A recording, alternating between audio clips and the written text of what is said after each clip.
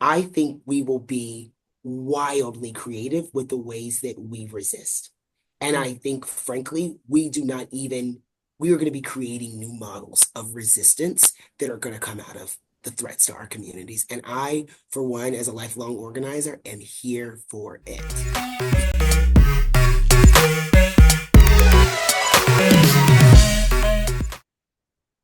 This is Shayna, And Chris. and we are Bad Queers. If you came out of the closet and got put in a box of stereotypes you don't belong to, then welcome to the Bad Queers Club.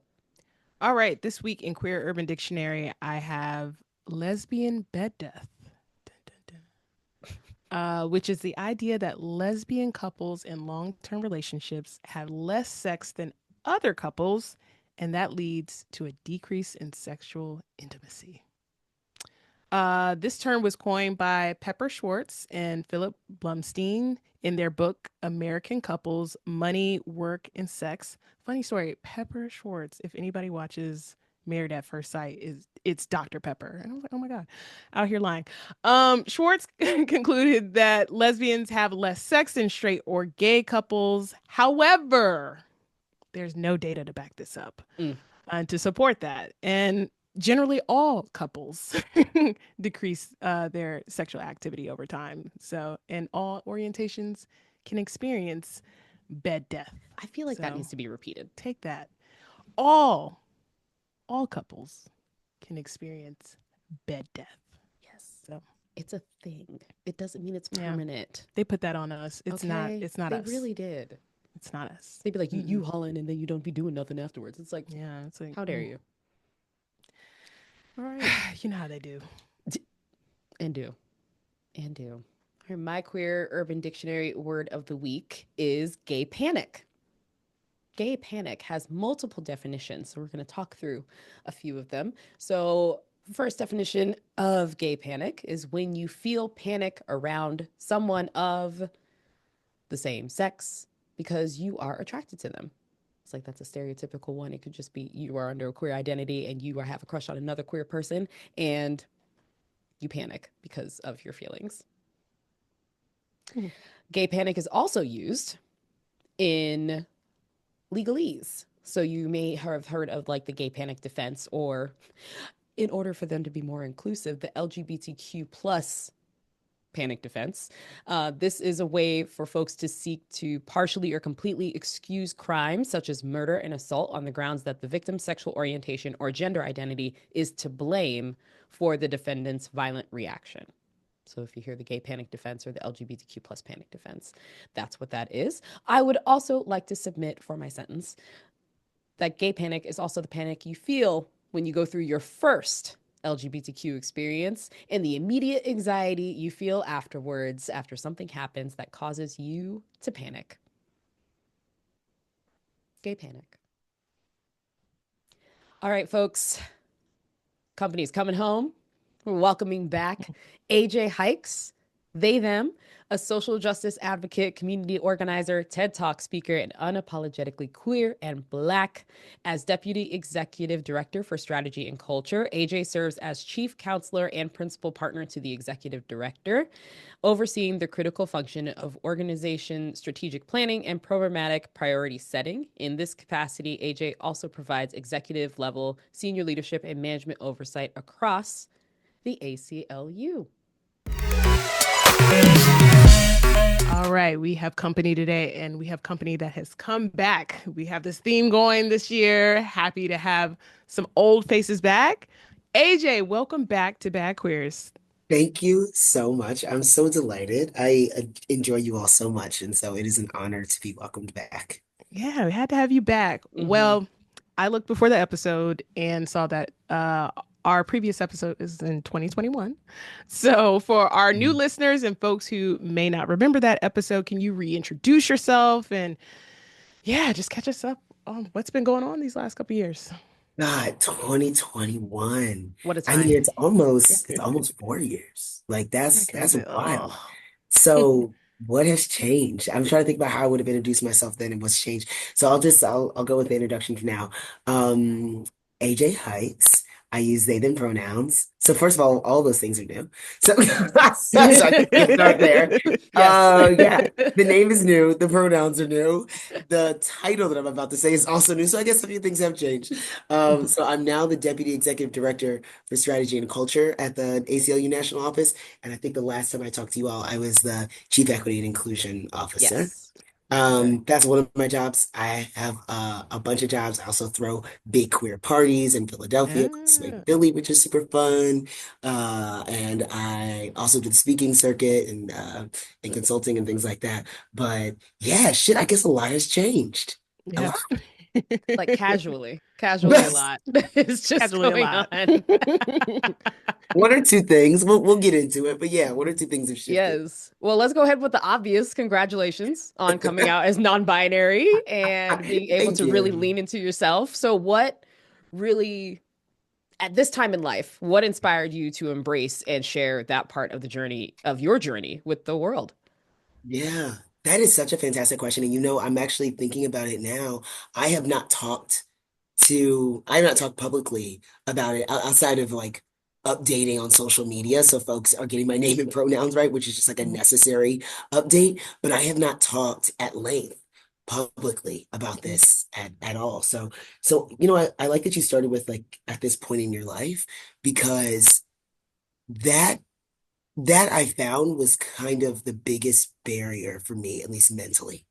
I'm 41, so I have a big old age, and I don't know people my age, and also people who have like extensive careers who came out, changed their names, updated their pronouns, and I was a little blocked around what would this look like for like just basic shit like Googling me. Like my entire career is under a different name. Where does that stuff go? Or do I have to dead name myself and out myself in that way anytime I want people to actually know like the kind of full breadth of like who I am and what I've done? And I was holding on to that for a while. And then finally I was like, you know what? Like you're not getting any younger, and that name does not represent who you are. So it's just time to shed it. What's really interesting about AJ is that that's a name that I used when I was a young person. So when I played sports and when I was coming up before I went to college, like all through high school, I used AJ. It's my first and middle initials. And then I was going off to college and was just like, no, that feels young and immature, and so I'm gonna use, I'm gonna use Amber. That's gonna be like my adult name. And Right. I try to like reinvent myself when I went to college in that way. And so it's interesting how we return to ourselves, like we find ourselves again. And so yeah, I was going by AJ with my friends for a while, and then I was like, you know what? It's time to just share this with the world and come out again. And I did, and it's been really amazing. It's been really affirming. And it's a true privilege to be able to be surrounded by community that's like, oh yeah, that fits. Like we got you. Yeah. And not just personally, like in my professional life, I'm very lucky to work at the ACLU, and they like just didn't skip a beat. They're like, bet, emails Yeah. updated, every contact's updated, like no problem. What's next? Like it's Tuesday. That's amazing. Right. So that was really dope. That was really dope. So I'm very lucky. It's been a really beautiful journey so far. That's AJ, awesome. did you have a particular point in the journey where it did feel right? Did you have a moment or something happen that you were like, now is the time? Like when you reflect back on it, or I guess an experience. Yes. So it's it's not necessarily when it felt right. It's when the other name just felt wrong, Mm. right? Mm-hmm. Like felt more and more wrong. And I've had friends that have called me AJ and used that as a nickname for some time. And then more of my friends, I guess there's probably something about my presentation that was changing and how I was kind of like, maybe I was even like self-consciously responding, kind of almost wincing to my other name. And so I just had beautiful friends in community that were like, hey, do you want us to use this name? Would you prefer for us to use these pronouns instead of the interchangeable? Because I was doing they and she for a while. And I was like, yeah, you know what? Actually, would like that. And so when that was happening more frequently in my personal life, the disconnect in the professional became more fraught and became more raw. And that's what it was. It wasn't necessarily, so yes, AJ felt more right, but it was like the other name felt more wrong.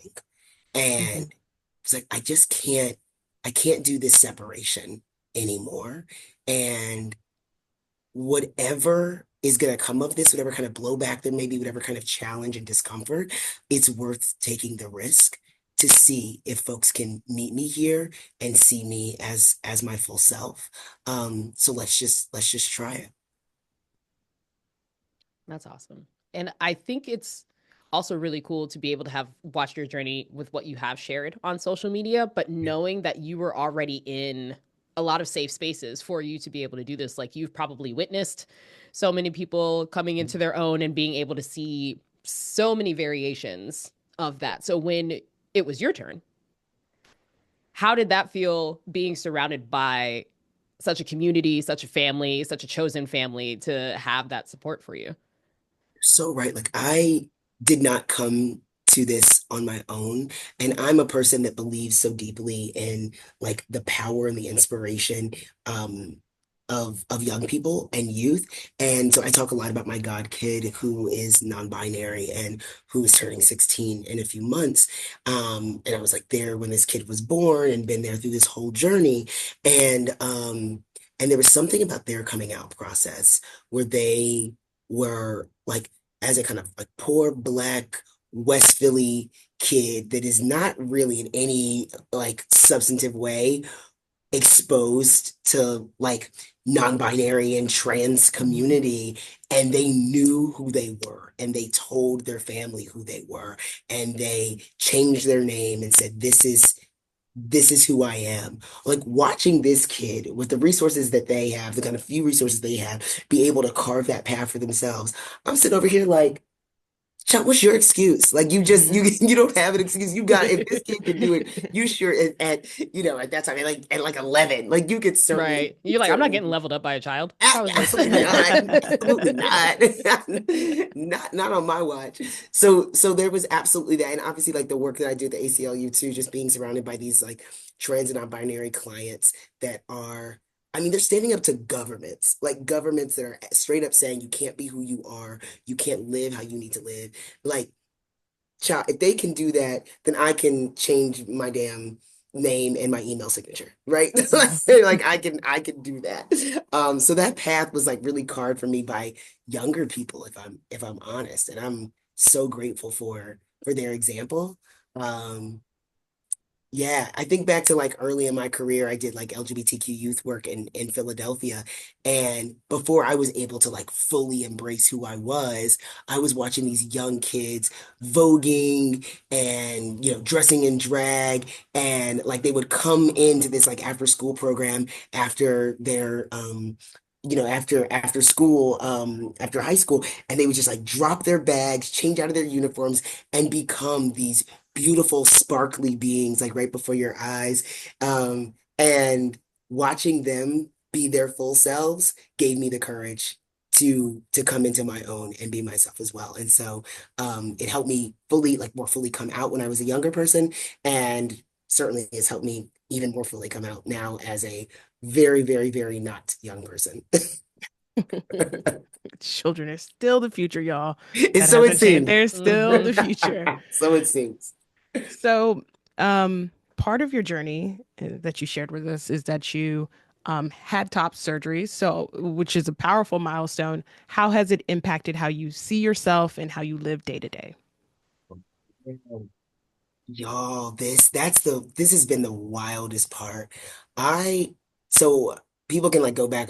I'm a pretty like well photographed person, so you can actually just go back and see I used to be very like quite femme, quite high femme, and was pretty comfortable in that identity. I'm not a person that felt like I was always like in the wrong body necessarily. It was something that like I liked my femme identity. I loved my heels. I did like, I did the whole thing. I loved the pencil skirt, like did all of that. Certainly had my tomboy phases and went back and forth and did the whole like very You, androgynous thing, but you was Like definitely the eating it suits up. were You were suiting, eating. okay? The suits were The suiting, but suit you was was suiting. eating them up in the ew. heels too, though. I was like, I still need to take you up on your offer last time from being like, oh, I'll send you to my tailor. I was like, Oh, I got I you. Oh, need I this. still got that.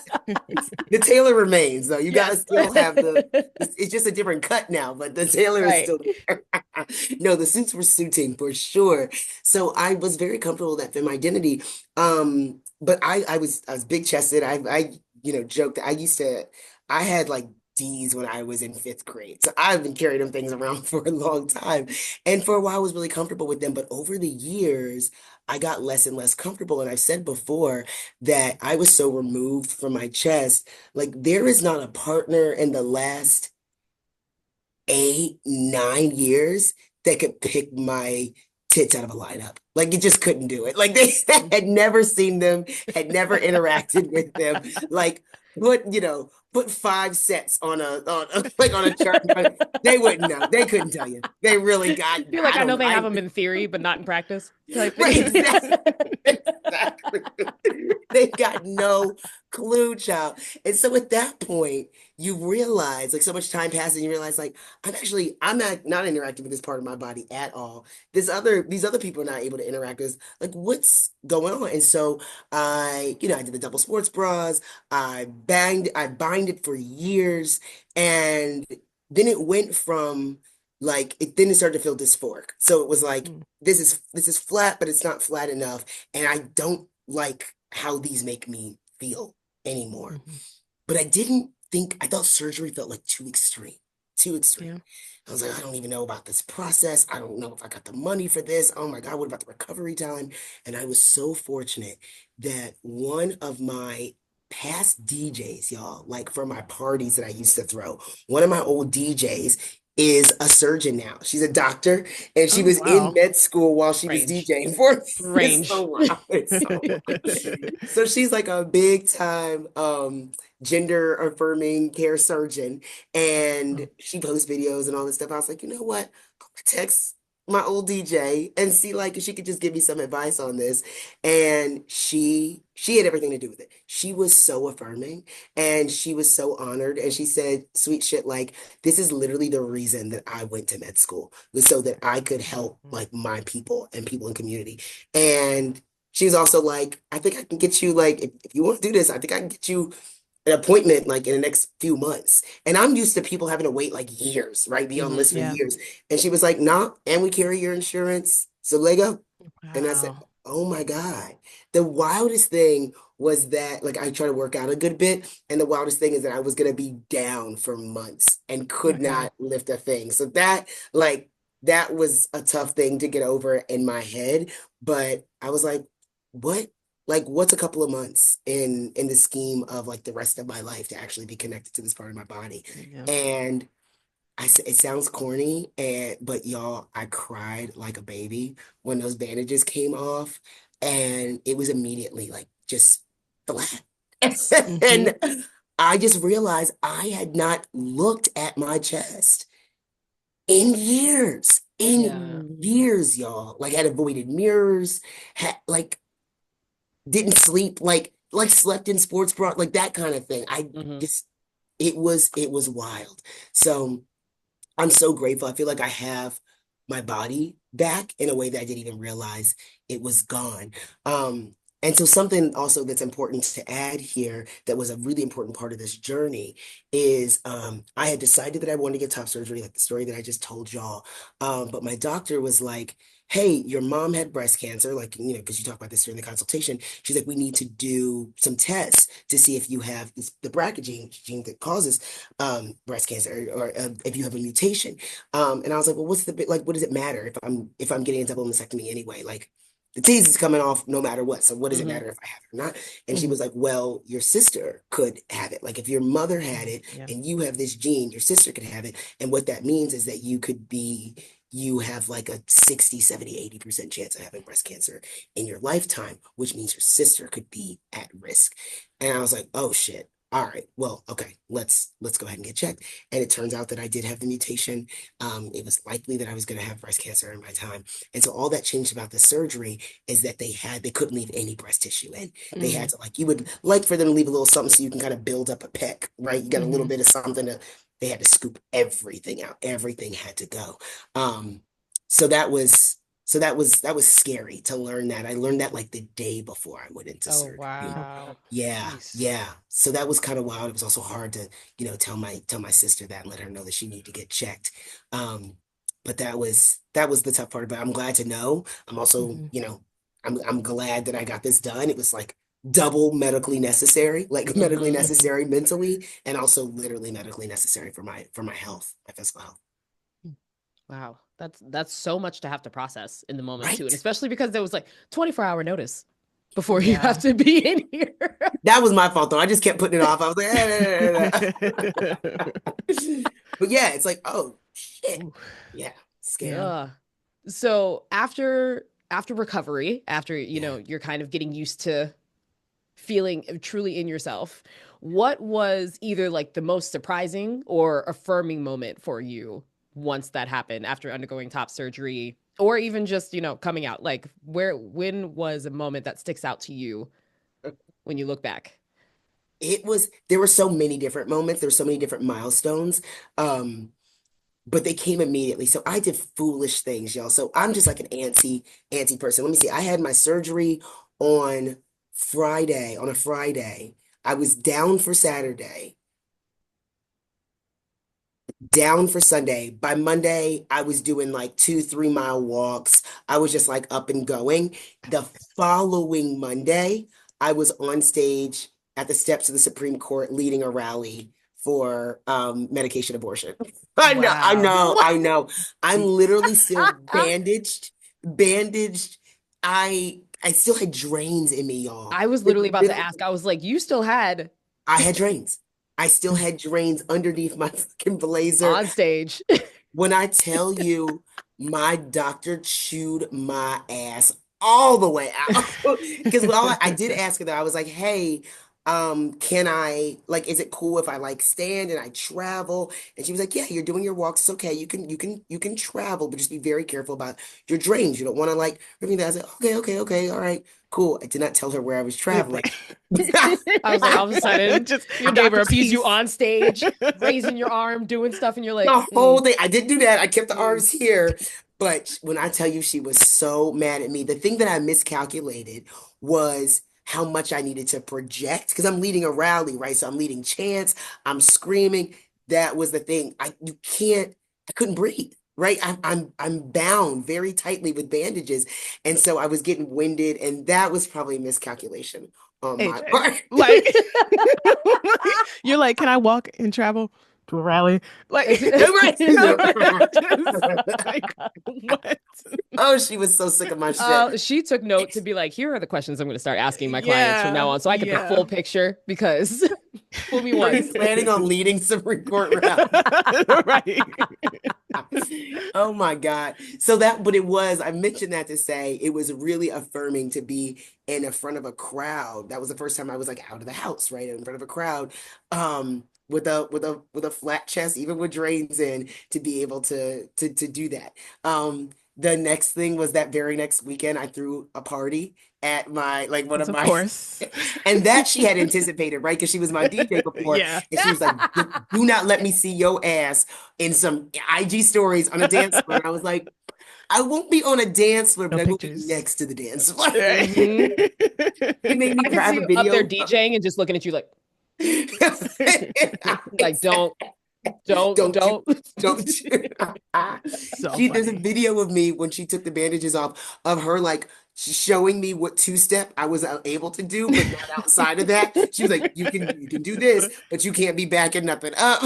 It was A foolish. whole scene from Hitch. You just had to keep it here, just like all Right. Yes, tucked yes. in. It was just keep it in the zone. Yes, it Right. was totally the Hitch scene. That's so So that funny. was, but I was running around that party, like showing all the trans mass folks all the like, more like stud folks. I was like, look, people were so excited. And the most beautiful thing about that experience is that I learned how many people that I was in community with who had been thinking about top surgery, but didn't know I was thinking about it, didn't have anybody else to talk to about it. Like, and they saw me do it and they were like, oh, shit. Okay, your recovery time was like this. You seem so much happier. You haven't missed a beat. I really think I want to explore this too. And I mean, that night, there were like 5, 6 different people that I was giving information to, and it's just been more and more since then. And these are close friends and community members that I just had no idea were in the same boat. And similarly, they had no idea about me. So that was just like that was really beautiful, being able to like be a resource to folks in the way that people had been a resource to me so many times before.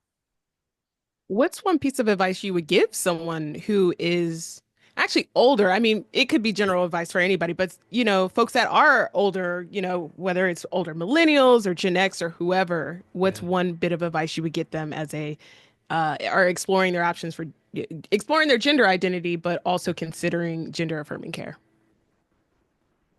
Oh my God. I mean, I want to just say, like, if you've been thinking about it from,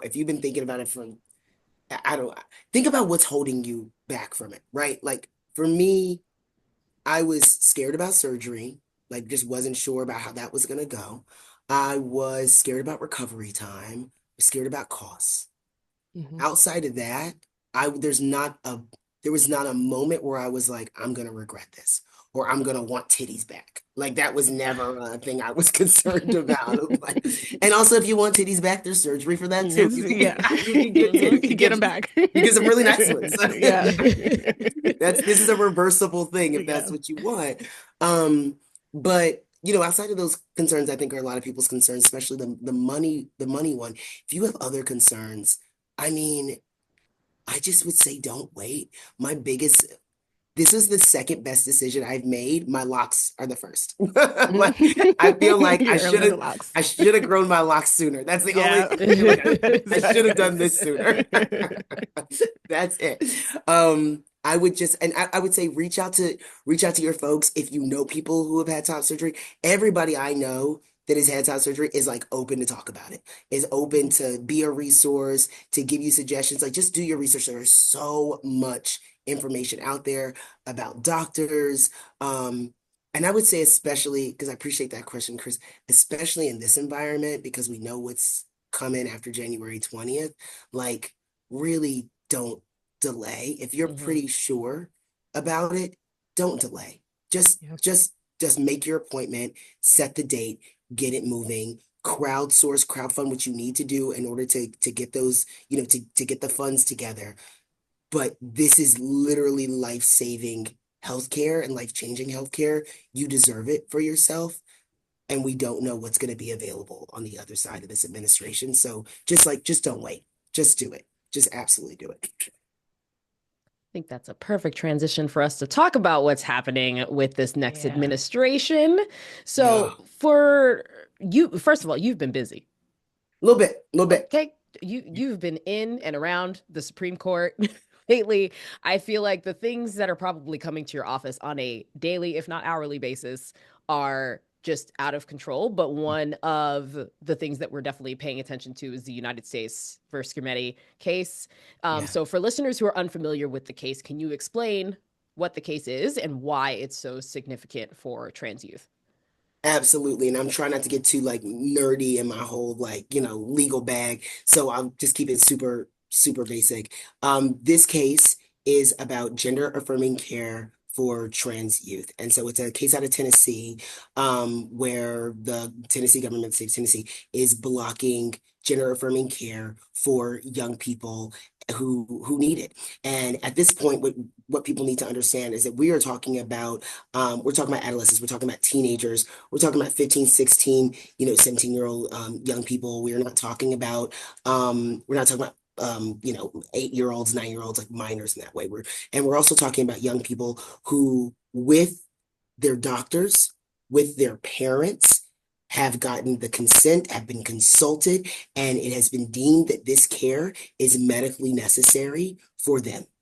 And the state of Tennessee is blocking them from getting this care. But here's the specific thing, and what our case is about is we are making not just a gender identity discrimination argument, we're actually making a sex discrimination argument. And so what the state of Tennessee has done is said these medications are available for young people if they are cis.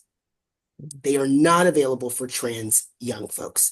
And so in the law, it says if you are accessing testosterone as a young boy who identifies as a boy who wants his voice to be deeper, or wants to grow facial hair, or wants to have these like the typical male characteristics come on faster. If you want to access it for that purpose, that's fine.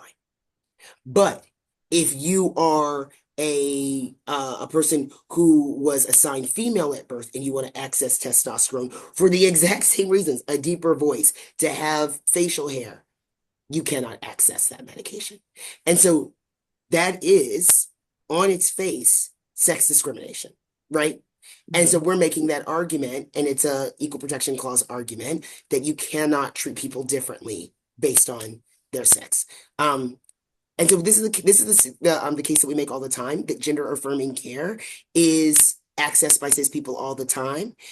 We were just talking about breast implants. Getting a boob job is gender affirming care. Getting BBL is gender affirming care. Hell, taking anything to help your erection is gender affirming care. That's gender affirming care.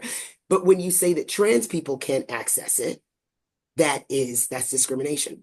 And so that's the argument that we made. My colleague, Chase Strangio, became the first out trans attorney to argue before the Supreme Court in the history of the Supreme Court, which was just extraordinary. It was really beautiful to witness a trans attorney fighting for these trans young people who got to actually be in the court and witness the arguments going down. So yeah, we did those arguments in December, a couple weeks ago, well, last week actually, and we have to wait until June for the Supreme Court decision to come down. What's something just in general that, our community, we know, but no, I won't presume that we know, because there's a lot of transphobic people in our community. But right. when people are misguided about what puberty blockers are, or what gender affirming care is there anything that like your go-to answer to them about like why they shouldn't, why their preconceived notions about it are wrong? Like I know I'll have family members that ask me questions about it, and I'll point out what you just pointed out, where, gender affirming care is actually mostly cis people doing Cis that, people. Yep. Sure is. and the different types of gender affirming care that people are unaware of. But like, what is something, I guess one thing you would tell people that usually kind of changes the trajectory of what they think? Absolutely. So there's a few things, but the first thing I do say is what we just said here, that cis people are actually the main benefactors of gender affirming care. And you give those kind of examples, and you can usually, whoever you're talking to, sometimes you could look at them and say, or if you know folks very well, right, you could say, these things that you access, like again, like estrogen, these are all indicators of examples of gender affirming care. But if I want to get into the nitty gritty about it, I will use the examples of like puberty blockers, for instance, you said, because there are misconceptions about what some of these medications do. Puberty blockers literally just pause. They just press pause on puberty for young people who need some more time to figure out their gender identity, who are already feeling dysphoric. And like if, for instance, if you're assigned female at birth, breasts are starting to come in, and your period is about to come, and right, and you're feeling dysphoric about that, it just presses pause. It does not render you sterile. It doesn't mean you will never have a period. It presses pause so that you have some time to consider, to think, to talk to therapists, to talk to doctors, to just continue to like learn and grow and understand yourself before this thing is forced upon you, and before before other changes happen that are much harder to reverse. So, for instance, for folks who are assigned male at birth, you can have that puberty blocker and it delays an Adam's apple growing, for instance, Mm-hmm. right?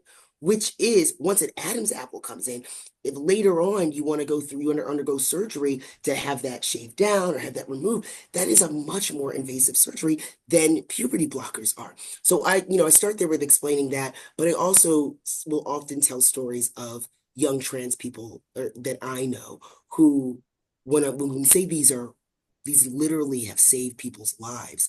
These are young folks whose dysphoria was so bad that they had suicidal ideation. Some of them had attempted suicide because they could not live in these bodies with the changes that were coming to them. And these medications, whether they delayed or they pushed back some of these changes, they literally saved their lives. And so when I talk to folks who are concerned about, for instance, these medications being irreversible, I remind them that all of these medications are reversible and also that they have saved young people's lives because they've given them access to their bodies and access to a kind of mental healthiness that they were not able to access before they had those medications. And that's usually when you make it so clear for folks that young people are literally dying because they can't access this care. That usually does shift the conversation. I was like glad that there's somewhere in there that people have hearts You would when it hope. comes to You this. would hope. And as we prepare for the next iteration of Trump administration, what do you see as the biggest things that we should be paying attention to as a queer community, and also possible challenges that they could be thinking about throwing our way? Yeah. I mean, there's so much, right? I'm not going to go into Project 2025. We all know so much of what's coming there. I think I think about this very intersectionally, right? So we can talk about the texts that are coming in for trans folks that we already saw in the campaign, and they've been very clear how they're going to attack trans service members. They're already trying to remove gender affirming care for young people, and are already on the path to try to remove it for adults, which is terrifying. Of course, we're worried about access to abortion. All of these are intersectional issues. I am deeply, deeply concerned. The primary thing that we're concerned about at the ACLU that we think will come almost immediately is the mass deportation and frankly immigration raids. And I think that we are about to enter a period of American history that's unlike anything that we have certainly seen in our time, but I think it is unlike anything that we have seen in modern times for this country. We are talking about workplace raids. We are talking about home raids of epic proportions. And it will be terrifying. It'll be chilling for this country to watch this. We're prepared. We literally have our litigation strategies already planned out. The briefs are ready to be filed. But it's gonna be a very terrifying time for this country. And I start with the immigration piece because first, I think that's where the administration is going to go immediately. And also because immigration is an intersectional issue. It is a queer issue, right? They're Mhm. going to come after your lesbian immigrant neighbors that have like mixed status, right? One person's a citizen, the other person is undocumented. They're going to go after their kids, right? This is going to be our communities. This is going to be our community's issue. And and for me, I want to talk about these in intersectional ways because we are going to have to stand up for each other. We're going to have to fight, literally, for one another. And we just have to be real clear about the reality of that. Is there any legal guardrails? I know everybody's like, okay, if we could get to the midterms, but is there any legal guardrails at this point, or when he does take office, Yeah, that we could have a little hope for that maybe can slow things? absolutely. Or is it just, I mean, Absolutely. obviously, There's executive, judicial, and they have the branches. Yeah, they So, they Mm-hmm. do, but there are actually a lot of guardrails. One of the things you have to remember is that for instance, with the immigration rates and a lot of the things that they're trying to look at in terms of weaponizing law enforcement against people, is that you need state attorneys general to actually comply and assist with these strategies that they're trying to employ, these laws that they're trying to employ. We have this entire kind of firewall that we've created. It's a firewall for freedom plan that we've created, where we have already been in contact with the governors, with the attorneys general around the country, so that they know what case law they have on the books, so that they can push back and they know what they can and they can't do. So that we can frankly slow down this process. We can put kind of sand in the gears there. And we do that, and I'm talking about it in terms of immigration, but we have firewalls for every single issue and every single kind of executive order that we expect him to roll out in, frankly, the first 100 days. So that's one strategy we have, but I'll be really honest with you. It's just going to require a mass mobilization of the people. And if I'm honest with you, I happen to be kind of like a relentlessly optimistic person. I'm scared. I'm scared because I look at the scariest documents out all the time. But I believe that I believe the American people are going to have a buyer's remorse pretty quickly. I think that folks voted on the economy. I think a lot of people were just like racist and white supremacists for sure, but I don't think they understand what they bought. I don't think they fully understood what they bought, and they are about to get a sharp wake-up call. And I think that Republicans are over their skis. I think they have gone so far right, and they will go so far right that and they're going to do it so quickly that the American people are going to be like, oh, wait, I didn't mean this. Oh, no, no, no, no, no, no. Not that. And that's what we've seen in other authoritarian governments around the world. Like the folks actually saying, oh, you went too far, and we're actually not going to stand for this. Can you name any country that comes to mind that is like a model of how we should mass mobilize with this? Like, I feel like we need a visual. We need an example. We got to do research now. We need visual. Listen. There are a few different places. Unfortunately, we've seen a terrifying rise in authoritarian governments all over the world. Like Hungary right now, Hungary's probably the closest kind of parallel to where we're going with the United States. But Poland, there's a lot of documentation of like how Poland moved and went on this very same path, and their folks just flooded the streets. It started with abortion bans and then attacks on LGBTQ people. Like it really is just textbook what we're seeing here. And they have pushed back, they have stood up. It's taken a while. It's taken a long time, but they are a much smaller country.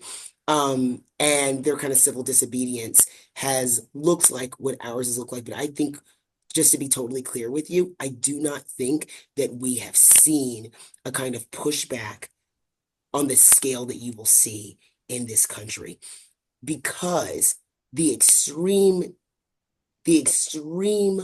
way that they are engaging, that the conservatives are engaging, will elicit, I think, a similarly extreme response on the other end.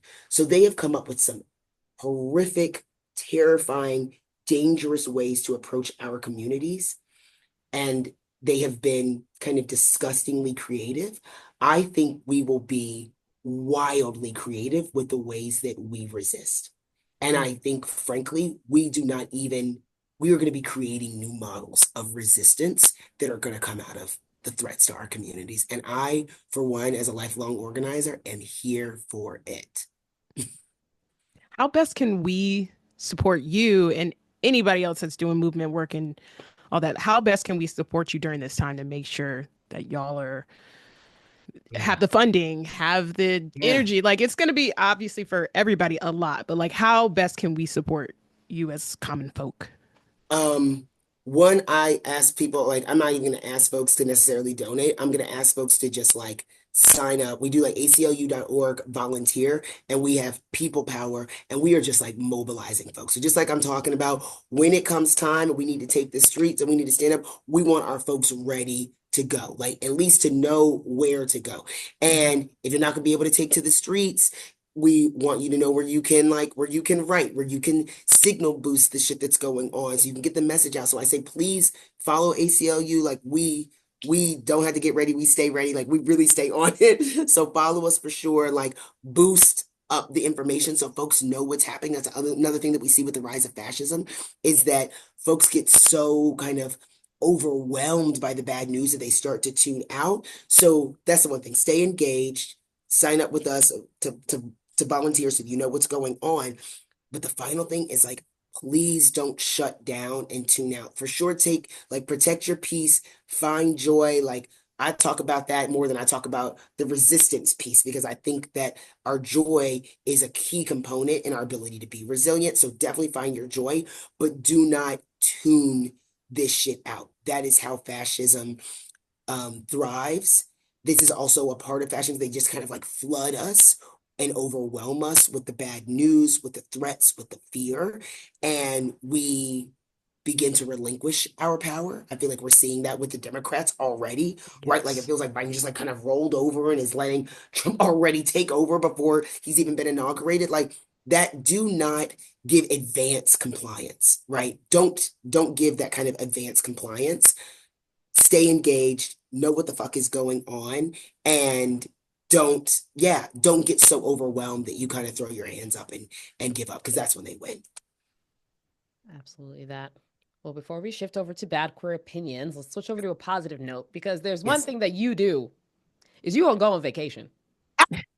Okay, you gonna take some rest and relaxation. So. It's important. It's important. You got to. You got to. And I love to see it every time. I'm just like, man, where's AJ now? Because outside, where in the world? Outside doing the things. When you, especially because you are in such like a public level, a high level, a stressful area, when you go and take the time for yourself and you go on these vacations and take these trips, what are you looking for? What is a part of your plan? And how are you able to take care of yourself by going on these trips? Oh my goodness. So my folks at work make fun of me so much about this because bitch, I'm gonna be on the beach. I'm gonna be on somebody's and beach. will. Yeah. Okay. I'm over here like I need the shorts. Every time you go out, I'm like, I need the links. They there look was great. Gonna be I need a hoochie daddy short. Like I'm just waiting for you to drop your hoochie daddy line of beach shorts. It's there.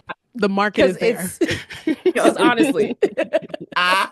No, child. Nobody. Yeah, the thigh meat be out. The thigh meat to be It's like, did they just have a carry-on? Right. No clothes. It's just shorts. It's just itty bitty shorts. But like no, I don't really need more shorts. No shirts, just little itty bitty shirts. Shorts. So what am I looking for?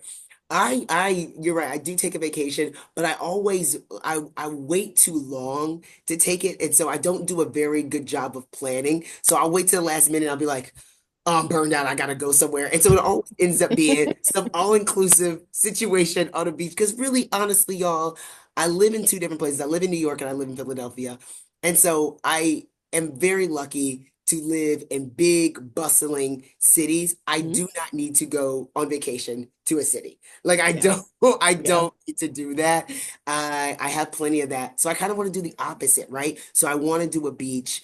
I want to do an all-inclusive. I want to sit somewhere, and the biggest decision that I have to make is beach or pool, tequila, or Prosecco. Like that's oh my God. I love this. Oh, I love this balance. Beach and pool, tequila, Prosecco. Literally, that's the only decisions I want to be making. That's all I want to make. I'm on vacation. That's it. So that's the criteria. Can these be the decisions that I have to make? Great, I'm in. That's the plan. I love Mexico. I stay in Mexico. This time I went to the west coast of Mexico. I'm usually on the east coast, like the Cancun kind of Riviera Maya thing. But I went over Puerto Vallarta. Yep. I did go stop in Mexico City, which is my favorite city in the world. It's wonderful. Outside of New York City, New York City is my favorite city in the world, but Mexico City is my second favorite city in the world. So yeah, and it's always got to be a like queer safe place. Yeah. Because I'm not trying to fear for my life on fucking vacation. That's also not cute. That's not fun. Yeah. like Yeah. looking over my shoulder. Like I'm not doing, Right. and now that I'm a more visibly queer person, and by that I mean like I look pretty gay. Like I'm not trying to have no problems. I deal with enough kind of nonsense just with like men like walking around, y'all know, just in the day. I don't need to Hmm. do that on an international level. You feel me? Right. So I try to queer, yeah, all inclusive, zero decisions, zero real decisions. Do you like traveling alone or you always bring a friend or some friends go? That's a great question. I do a split. I try to do one Okay. solo vacation a year. And then I'll take a boo. Take some friends. I'll take a So boo. friends. Okay. I'll take a boo Which or one a do you love friend. more though? Do you like going by Oh, yourself? oh, oh, Oh, Or Lord. oh. Oh, Not setting you up. it is such a well, setup. I'm waiting for Damn. this diplomatic answer that you're about to Right. give. You're like, I love both Um, of them equally. exactly. It really depends on the vibe. Mm. So here's I try to take a trip around the summer, and I do one like around this time, like at the end of the year. And the end of the year when I actually do like to do alone, because it's usually like it's like a reflection thing. I'm reflecting on how the year went, like getting ready for the next year. Like it's nice to just have like some brain space. So that one I like to Hmm. do alone. And then, the one earlier is just like, it's just a kiki. It's like just shenanigans, gay shenanigans. So that it's nice to do that with somebody else. What about y'all? Now, don't be putting me on the spot. What Right. Come on.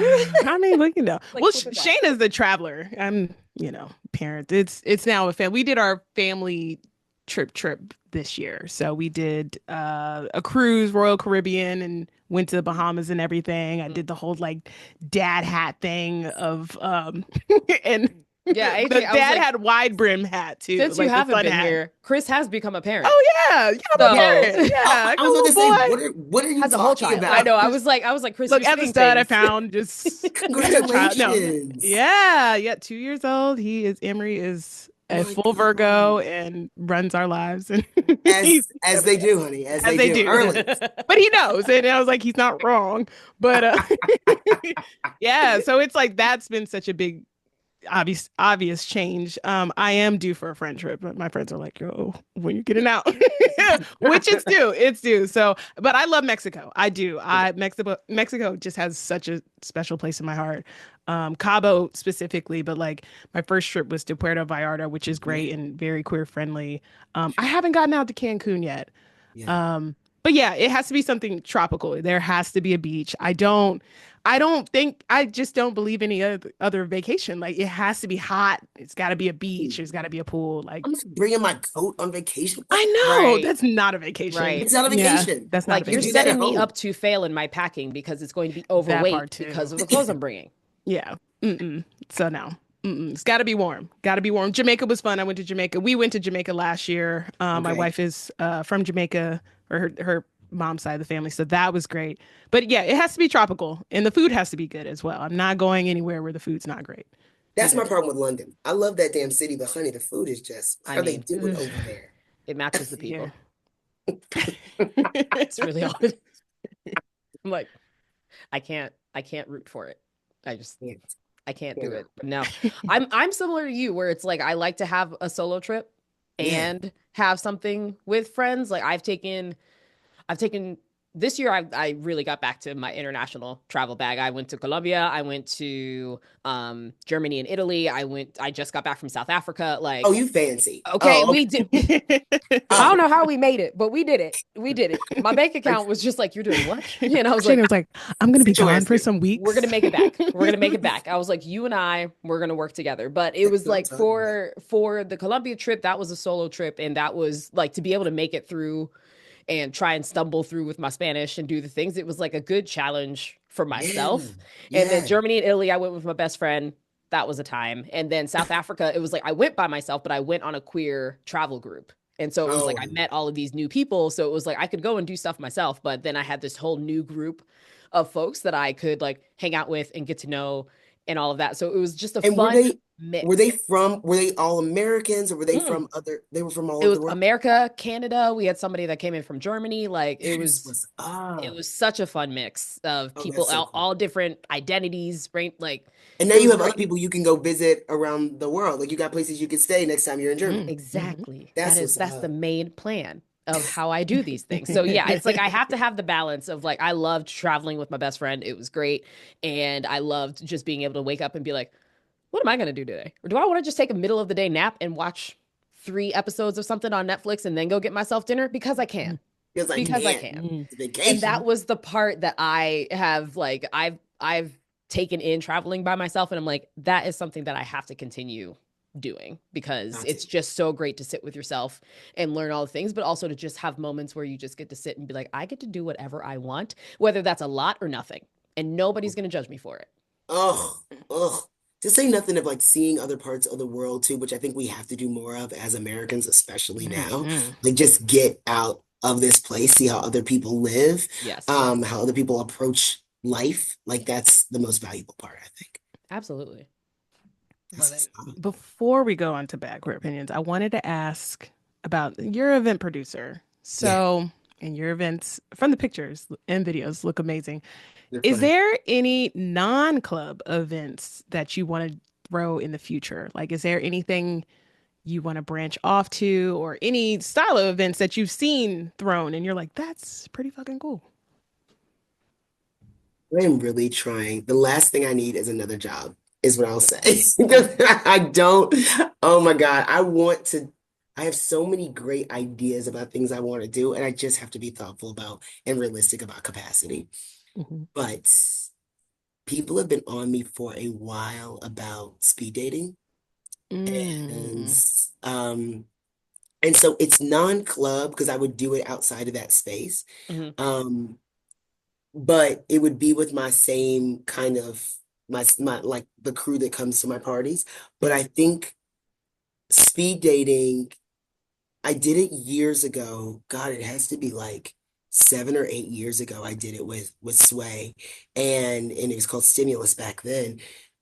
And it was just very labor intensive, but I think I made it harder on myself.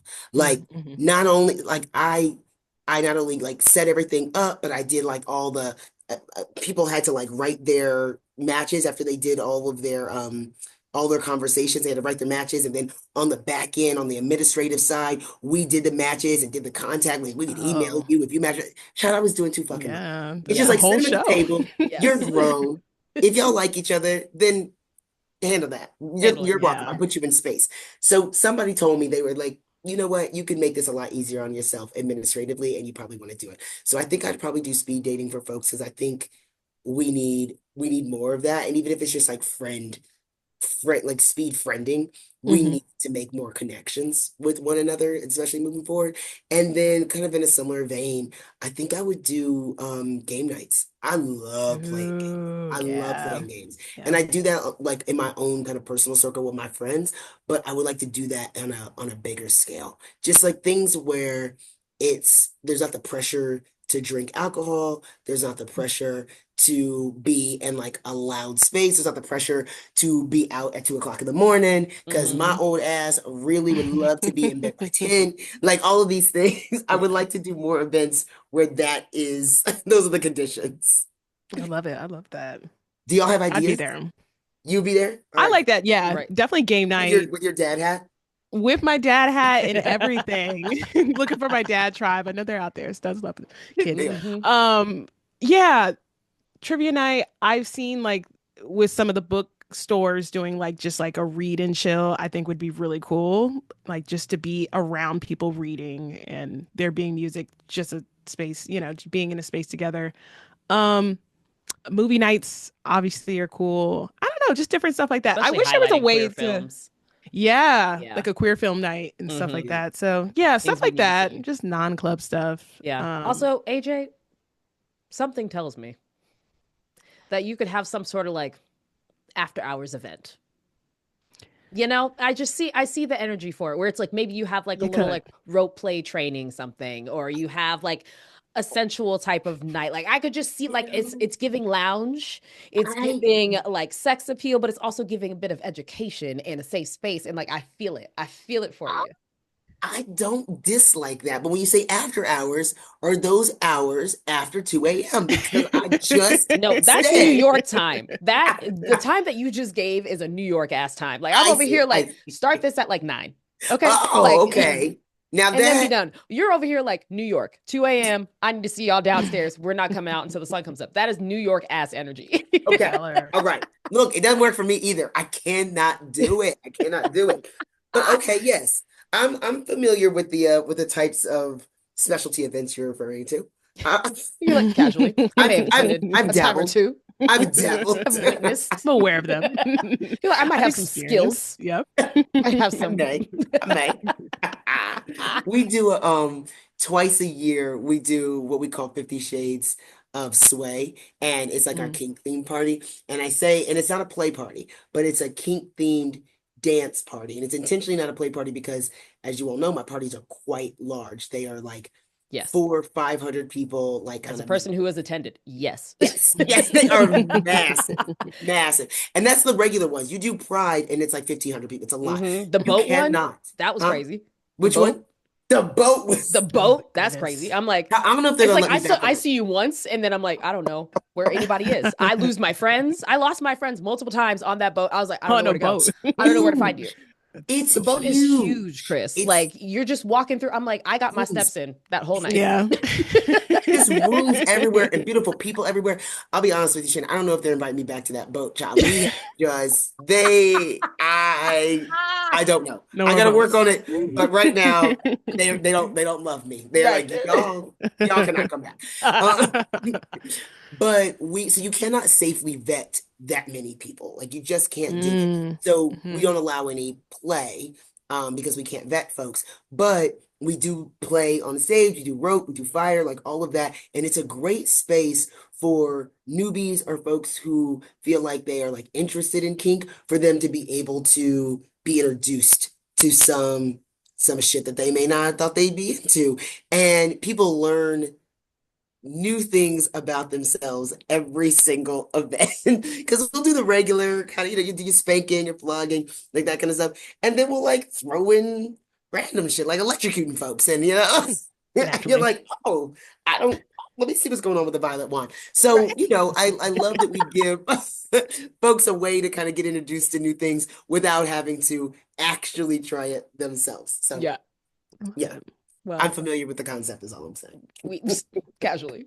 That's it. I'm going to our bad queer opinions. Because what type of bad queers would we be if we didn't have unpopular queer opinions? I'll go ahead and get started. So mine, because the week that we are recording this is the week that Luigi is trending all over the place. What a Sure rollout. is. I'm talking to the gays, especially the gay men specifically. Chris, the fact that you jumped into this as well cannot. But the gays will, I have to say, bad queer opinion, gays will thirst trap over anyone who is trending. I need y'all to have some decorum. Have some standards, okay? Jeremy Allen came out with that Calvin Klein little ad, and y'all were like, oh my God, I can't everywhere. It's Yeah. all over the place. I saw every part of that It's like man it's Calvin Klein. because They I do was the like, same relax. thing every time. Pedro Pascal comes out in like a certain outfit, and they're just like, thirst, dropping, cannot. Luigi comes out, shows one shirt with him in a backpack and and the six pack, and they're like, It I'm all of a sudden okay with murder. We're okay with all of this.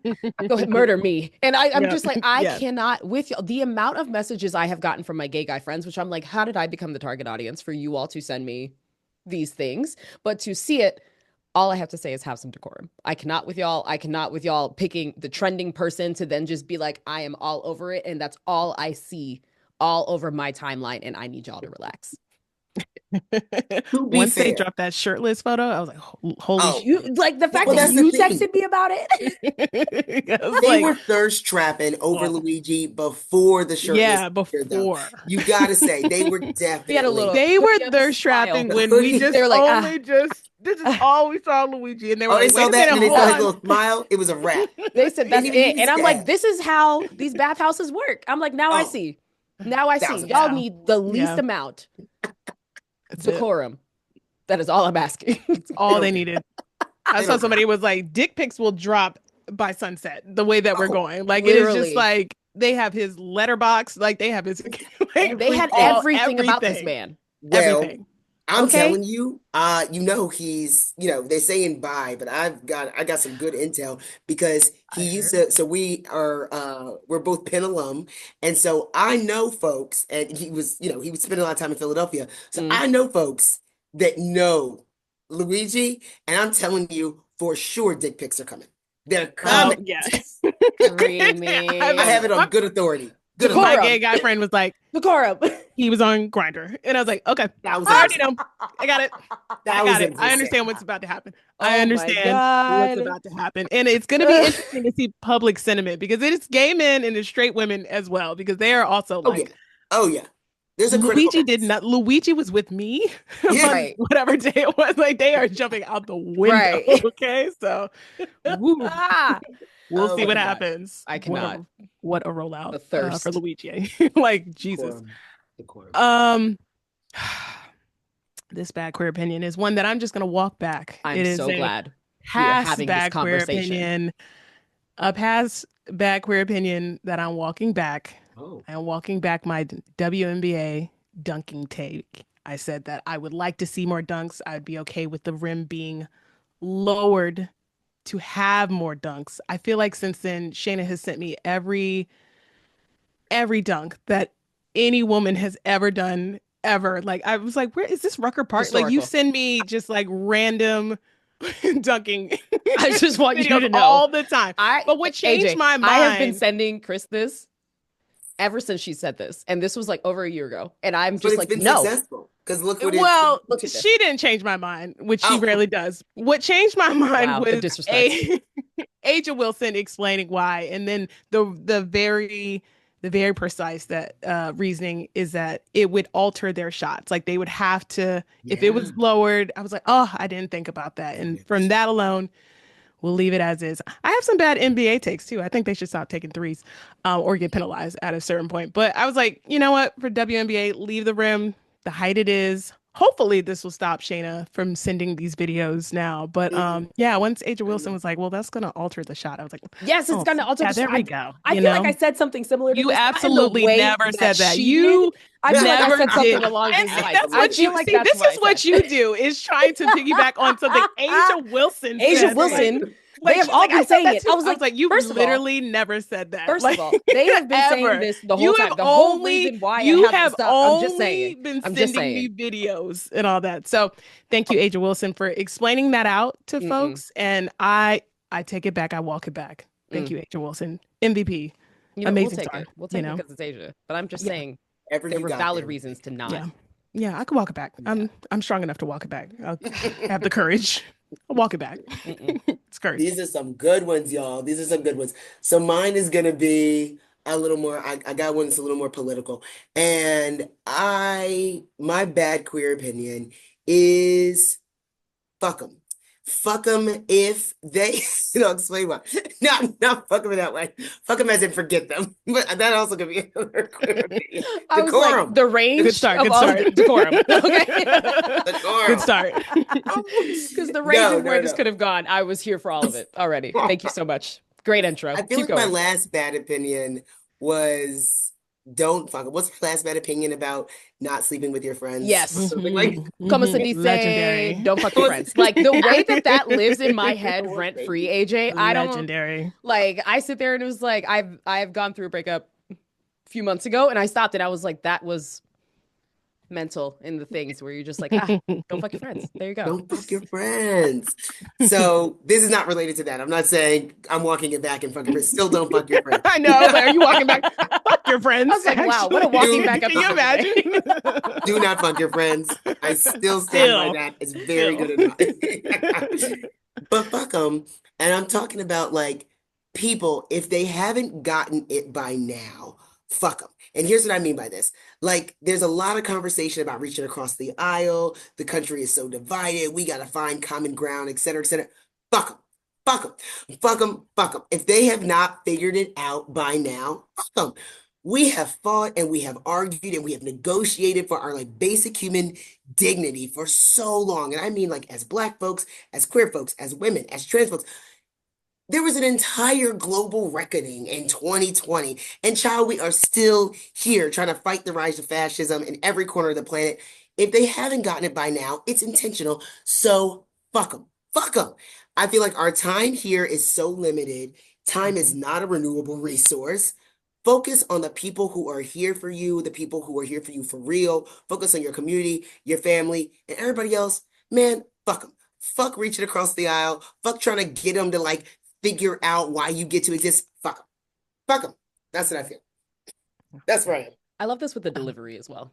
Yeah. Because it's not like, It's a fuck really good them. fuck Fuck 'em. them. Like No. it's a good one. Fuck It's, with you your know, whole the way you chest. say it. Fuck Like, 'em. I need you to, like, that's from my whole entire chest. I need you Yeah. to Yeah. feel that. Fuck them. Mm-hmm. Like an ASMR of fuck 'em. Like that is the, Honestly, you know, yes. I love a good cusser. Like you're a very good cusser. Like, I you do be know, cussing. yeah, I do be it's a cussing. good one. Yeah.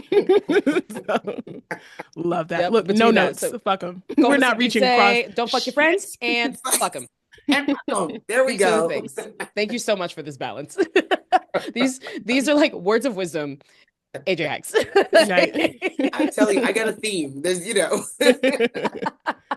Love it. This no, this is wow, always what a a pleasure. high quality bad queer opinion section. Come Always. shout out to all of Always. us for doing this. Shout out to It's so timely too, because that your first one came at a time that people were like, no, for real. Someone Mm-hmm. needs to say it, wake it up. And this one too, because they're starting to be like, well, we Yep. should reach Woo-hoo. across. No, Honestly, not that reaching should across be shit. everybody's like New Year's resolution. Fuck 'em. Fuck 'em. Right there. Fuck 'em. Yeah. With the international symbol. Mm. Thank you so much. Love it. International symbol. Man, I can't believe we have to wrap this show up. We've made it to our shout outs, but you know, we would never leave you without giving shout outs to our faves. My shout out this week actually goes to a person that I did meet while I was in South Africa. They have a company called The Flower Plug. That's plug with two G's. A Black, queer, woman owned business cultivating wellness through nature. They're bringing herbal medicine awareness to communities that aren't familiar with the benefits. One of their staples is their smokable tea blends. They have, their themes like smoke it, sip it, savor it. So all sorts of things, but you can order online. They have such a range of things, but that is one of their popular ones. So you can follow and support at The Flower Plug, plug with two G's. Smokable tea blends. Love it. My shout out is to Black Lesbian Link Up, which is a community platform founded by Sydney Sampson Blackwell and Brittany Ball that fosters connection, support, and events for Black lesbians to celebrate their identities and build meaningful relationships. These events are online and in person in a number of cities, but the focus is on cultivating safe spaces for belonging and empowerment within the Black lesbian community. You can check them out on IG at Black Lesbian Link Up. And my shout out is actually for an ancestor. And we are recording this in the week that ancestor Nikki Giovanni passed. And there are not a lot of folks that I can call on who were like Black lesbian icons when I was coming up. That meant so much to me and so many others in terms of like our love for poetry and writing and the written word. And sister ancestor Nikki Giovanni was so pivotal for my love of writing and also my queer identity. And I am very sad that she has left us, but I'm so grateful for what she's given us and she's left as her legacy. And so if you are not familiar with her writings, please, please, please, please get familiar with her writings and her politics. Like sis was on it, was radical and relentless. Relentless is the Relentless, word. relentless. And honey was nothing to trifle with. So rest in power, ancestor Nikki Giovanni. Shout out to her. Yes, absolutely. And AJ, for everybody who wants to keep in touch with you and follow the things that you're doing, where should they follow you? How can they support you? Yes, they can follow me on IG, AJ Hikes, and I left the the Bird app, because I don't refer to it as anything else. And I'm trying to do Blue Sky. I'm trying to do like the threads and all that, but I'm not very good at that. But I am on IG, so that's where they can follow me. AJ, you know you got to come back. It can't be Oh, 3 years either. oh, it's not gonna be Like 3 years. it Like, can't. no, I'm definitely gonna come. I have such a good time with y'all. We love having you. Yeah, It's always a great time. It's such very a. excited. I mean, even when the first half of this was a little bit of a downer, so I'm sorry. I'll try to come with No, the. we brought you on for that, but then that's the You brought me balance. on. You brought me on for the downer. Yeah, yeah. Well, for the both. Yeah, yeah. We were like, how should we Who end can the really year? bring Who down is the going to vibe? actually How do educate we us want on to the close the saddest year topic out right now?